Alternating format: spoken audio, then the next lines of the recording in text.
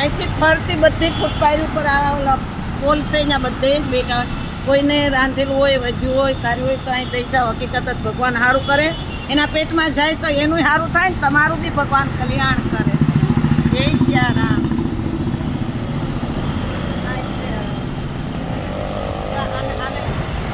જય સિયારામ જય શ્રી રામ.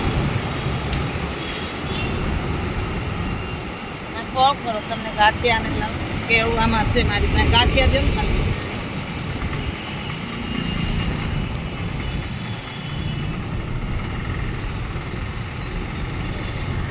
આ વડાપાઉં છે હો એની અંદર